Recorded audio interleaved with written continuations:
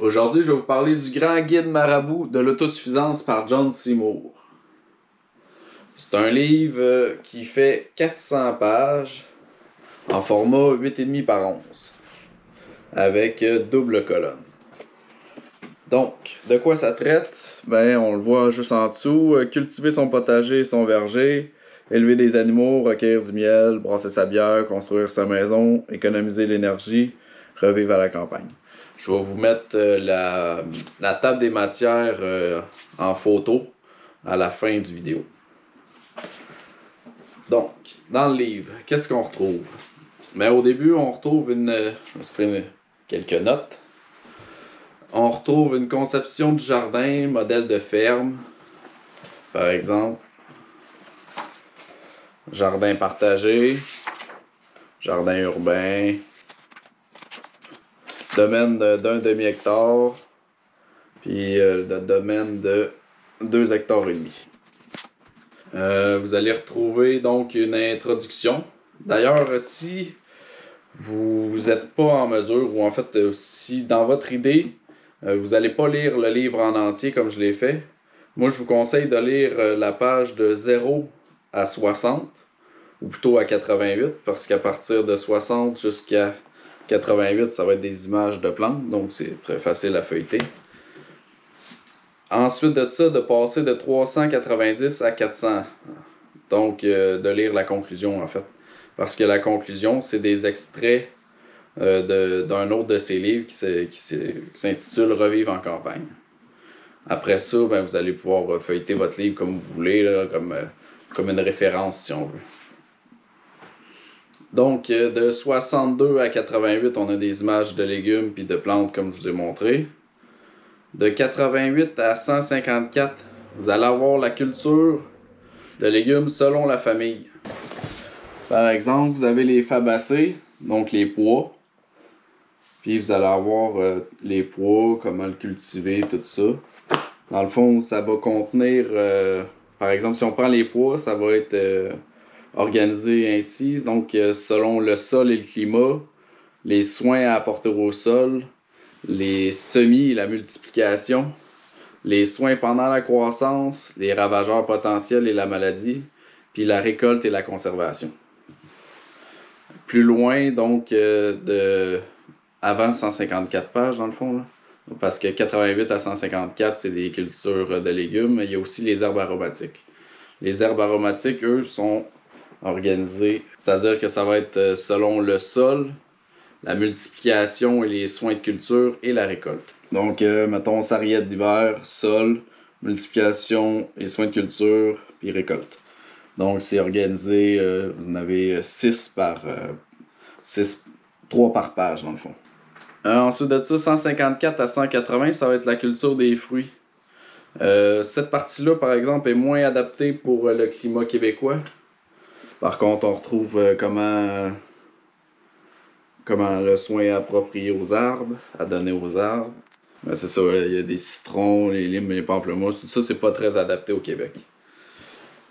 Pour ce qui est du reste, là, souvent, ça c'est une critique que je dis pour l'ensemble des Québécois puis l'ensemble des personnes. Là. Il faut pas lire un livre comme ça en pensant que c'est adapté au Québec puis que c'est pas adaptable au Québec. C'est-à-dire que faut pas lire les livres comme des livres de recettes en fait. Moi je considère que si par exemple il me dit avant les premières gelées en décembre, ben je vais pas attendre décembre pour planter le légume ou la semence en question. Je vais me dire que ça doit, pour mon climat à moi, ça doit être plus septembre ou octobre. Fait que, ça, c'est important de faire un axe de réflexion puis de se mettre en contexte selon son climat puis selon sa situation géographique. Parce que de toute façon, si vous attendez un livre qui va être spécialisé pour le Québec, ben, il ne sera même pas nécessairement spécialisé pour votre région. S'il y a un livre qui sort, mettons, pour des plantations, des semences, du jardinage, mais que ça a été écrit à Sherbrooke, ben en Beauce ou au Saguenay, ça sera pas les mêmes dates. Donc, il faut vraiment réfléchir en fonction de son climat, puis sa topographie, sa situation géographique. Donc, où j'en étais? C'est ça, culture de fruits, donc C'est également organisé selon sol et climat, soins du sol, semis et multiplication, ben pas semis, là, mais soins pendant la croissance, ravageurs, maladies, conservation. Ensuite de ça, 180 à 193, vous allez jardiner selon les saisons. Vous avez les saisons, puis vous avez un exemple d'un petit jardin. Donc, il va vous indiquer les parcelles, comment elles sont organisées, qu'est-ce qui est à faire selon ces parcelles-là. C'est intéressant. C'est sûr que c'est pas... Je ferai jamais un exemple comme ça chez moi. Je ferai jamais une parcelle identique. Mais ça reste... ça travaille le processus réflectif, en fait, pour votre jardin. 193 à 229, c'est les produits d'origine animale. Par exemple, la volaille. Je sais pas si vous voyez bien. Ça se manipule mal, un gros livre comme ça, pour une caméra. Donc, les produits d'origine animale, donc vous avez la vache, le bœuf, la chèvre. Ça parle, en fait, je me suis mis une note, là, ça parle plus de la vache. Il y a plus de pages concernant la vache. Il y a le bœuf, la chèvre, ça parle du cochon, d'une manière un peu plus conséquente. Du mouton, volaille, lapin, abeille. Par contre, vous avez tous ces animaux-là sur environ 30 pages. Donc, c'est pas vraiment un livre que je vous conseille si vous cherchez des informations pour ce qui est de l'élevage. En fait, je vous conseillerais plus celui-là pour ce qui est de l'élevage des animaux. Sauf que celui-là ne traite pas du cochon ni de la vache. Mais je vais vous faire un comparatif entre les deux livres très bientôt. Ensuite de ça, à partir de 229, donc un peu plus de la moitié du livre, jusqu'à la fin, jusqu'à 400, ça va être, c'est un format en fait comme des articles si on veut. Ça va être un sujet, puis il va y avoir 2 à 4 pages qui vont parler du sujet. Faire du fromage, donc vous avez une page, 2, 3, 4, c'est terminé. Donc, dans toutes ces sections-là, ben, il va y avoir les produits des champs. Donc, il va parler des céréales, il va parler de tous les outils qu'on utilise pour les champs. Il va parler du drainage. C'est vraiment une panoplie de petits articles, si on veut. C'est excellent pour servir de référence, pour débuter, pour servir d'assise, puis ensuite aller chercher d'autres informations plus loin, dans d'autres livres ou sur le net, peu importe. 270 à 284, ben, vous avez les produits de la chasse, de la pêche et de la cueillette. De 284 à 295, donc une dizaine de pages sur les produits laitiers. 295 à 320, donc 25 pages sur la cuisine et la conservation des aliments. Il y a déjà la conservation, comme j'ai mentionné, dans les fruits puis dans les légumes, selon le type de légumes, selon le type de fruits. Mais là, vous avez des grandes lignes, par exemple, sur de la congélation, sur du caveau, etc. 320 à 332, donc 12 pages sur comment faire la bière, le vin, l'alcool et les vinaigres. 332 à 350, c'est sur l'énergie et les déchets. Donc l'énergie solaire, l'énergie éolienne. Les déchets, ben, il parle des toilettes sèches. Des économies d'énergie, donc la construction d'une maison. 350 à 390, donc une quarantaine de pages sur des savoir-faire et de l'artisanat.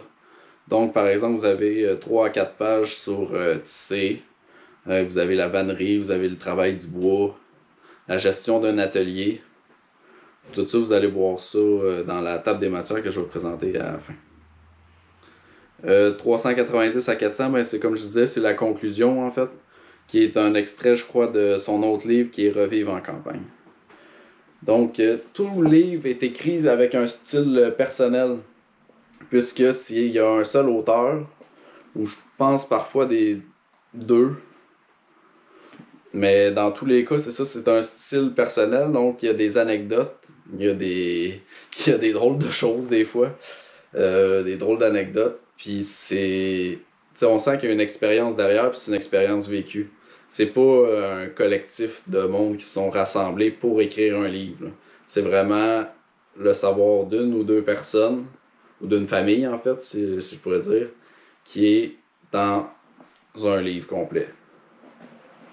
Donc, John Seymour, lui, est d'origine anglo-saxon. Vous avez son historique à la fin. Un peu. Vous pouvez également le trouver sur Internet. C'est quelqu'un qui a voyagé beaucoup, qui a fait partie de la King African Rifle pour la Deuxième Guerre mondiale. En fait, il s'est battu à la Deuxième Guerre mondiale. Puis il est revenu vivre en campagne après ça. Il a même travaillé dans un... Il a été capitaine d'un petit bateau de pêche, puis tout ça. Donc, c'est quelqu'un qui a une expérience très riche. Donc, c'est ça, anglo-saxon. Donc, c'est peut-être plus un peu plus adapté pour le Québec, anglo-saxon, que traditionnellement les livres d'origine française qu'on a accès. Donc, c'est une traduction, évidemment. Donc, c'est un livre qui coûte environ 50$. 400 pages, 8,5 par 11. C'est un excellent livre. J'ai eu beaucoup de plaisir à le lire. C'est certain que des fois, on aimerait avoir plus d'informations parce que c'est comme un petit teaser, si on veut. Par exemple, sur teindre et tisser, vous ne deviendrez pas un spécialiste de la teinture ni du métier à tisser avec 2 pages. Mais c'est un excellent début. Puis c'est une belle petite bible. C'est une belle prémisse là, pour tendre vers l'autosuffisance, pour démarrer, puis pour se questionner, puis aller plus loin dans tout ça. Fait que c'est un livre que je vous conseille, qui devrait faire, à mon avis, partie d'une bibliothèque de quelqu'un qui recherche à être plus autosuffisant puis plus résilient. Donc, bonne lecture. Puis si vous avez aimé ce type de review-là, en fait, d'appréciation, ben, le prochain livre que je vais lire, en fait, ça va être celui-là. Donc, L'art de vivre au temps de jadis, tout le savoir-faire de nos grands-parents. Donc, dans un prochain vidéo, je devrais en parler incessamment.